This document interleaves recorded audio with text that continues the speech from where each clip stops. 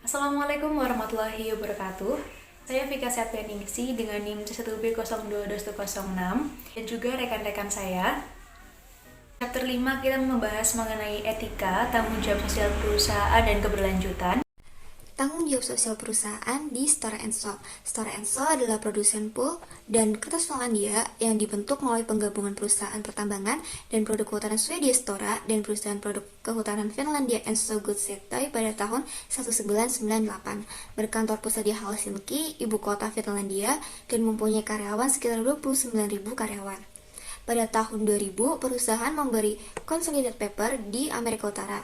Namun, Consolidated Paper tersebut dijual pada tahun 2007 ke NewPage Corporation. Hingga saat ini, Stora Enso memiliki tanggung jawab sosial perusahaan dalam skala global.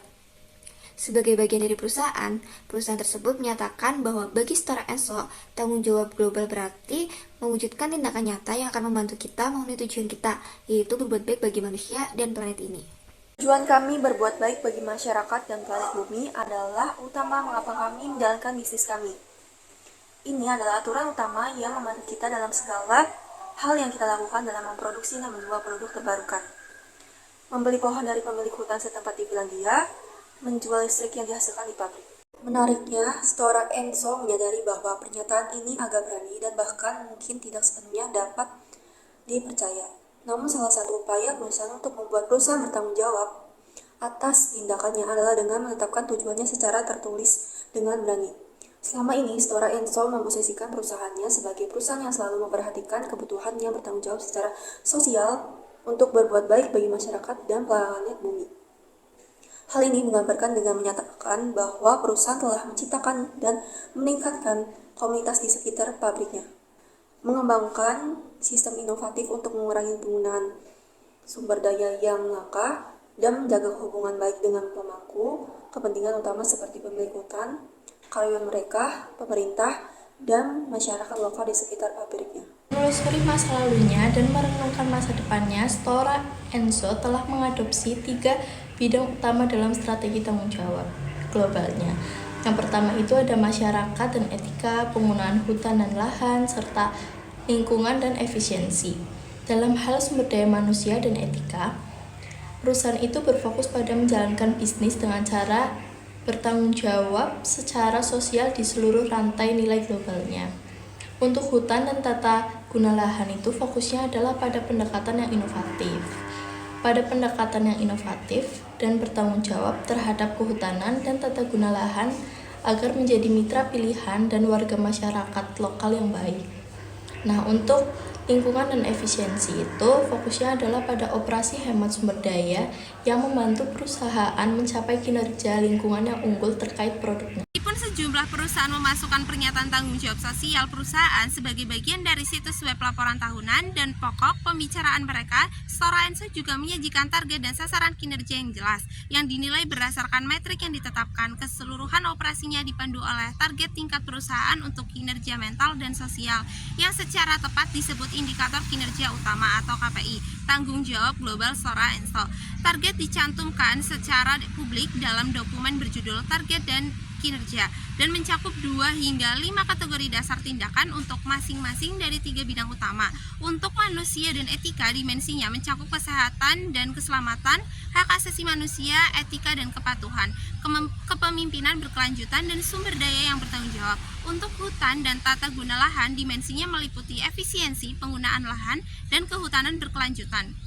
Untuk lingkungan dan efisiensi, dimensinya mencangkup iklim dan energi, efisiensi material dan pembuangan air, proses dokumen, target dan kinerja juga mencantumkan kinerja tahun sebelumnya, tahun berjalan, dan sasaran strategis terkait masing-masing dimensi.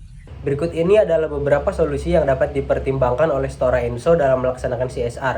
Yang pertama ada kebijakan lingkungan. Stora Enso dapat mengimplementasikan kebijakan lingkungan yang ketat dan melaksanakan program-program yang berkelanjutan untuk mengurangi dampak negatif operasionalnya terhadap lingkungan. Hal ini meliputi penggunaan sumber daya alam yang bertanggung jawab, perlindungan keanekaragaman hayati dan kepemilikan hutan. Yang kedua ada pemberdayaan komunitas lokal. Stora Enso dapat berkomitmen untuk memberdayakan komunitas lokal melalui berbagai inisiatif sosial dan ekonomi. Yang ketiga itu ada transparansi dan akuntabilitas. Stora Enso dapat meningkatkan transparansi dalam pelaporan CSR dan praktik bisnisnya. Hal ini termasuk memastikan ketersediaan informasi yang jelas tentang dampak operasional perusahaan dan upaya yang dilakukan untuk meningkatkan keberlanjutan. Yang keempat, ada melibatkan pemasok dan mitra bisnis. Stora Enso dapat mengintegrasikan prinsip-prinsip CSR dalam hubungannya dengan pemasok dan mitra bisnis. Yang kelima, itu ada inovasi berkelanjutan. Stora Enso dapat terus berinovasi dalam produknya dengan mempertimbangkan aspek keberlanjutan. Yang keenam, itu ada kolaborasi dengan pemerintah dan organisasi non-pemerintah. Stora Enso dapat bekerja sama dengan pemerintah dan organisasi non-pemerintah untuk memperkuat praktik CSR dan berkelanjutan dalam industri tersebut. Melalui kemitraan ini, perusahaan dapat membuat perubahan positif dalam mencapai tujuan pembangunan berkelanjutan di level yang lebih luas. Nah, dengan menerapkan solusi-solusi ini, Stora Enso dapat meningkatkan kinerja CSR-nya dan membantu menciptakan dampak positif dalam lingkungan, komunitas lokal, dan industri secara keseluruhan.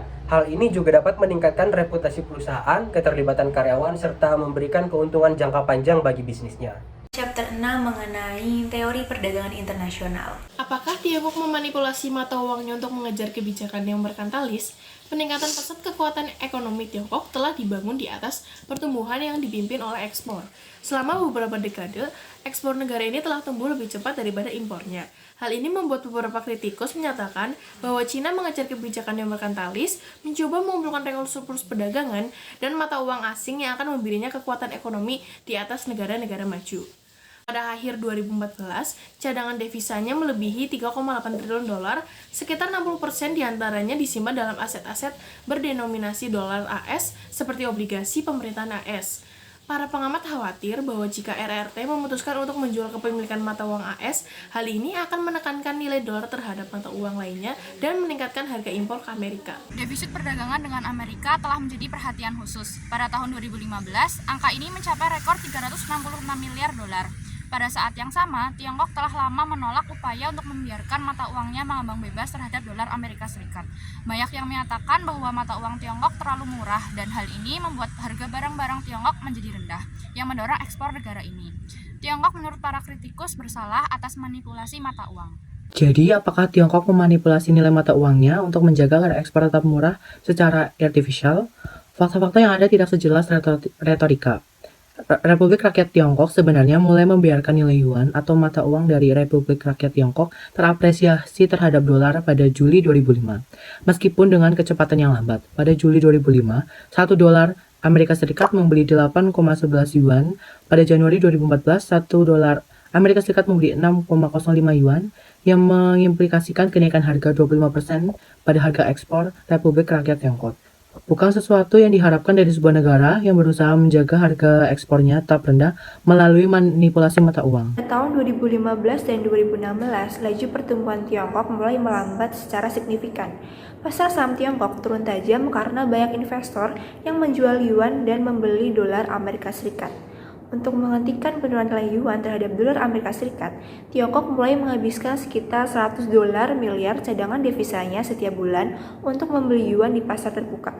Alih-alih membiarkan mata uangnya melemah terhadap dolar Amerika Serikat sehingga meningkatkan ekspornya, Tiongkok malah berusaha meningkatkan nilainya dengan mengurangi cadangan devisa sebesar 2 dolar triliun.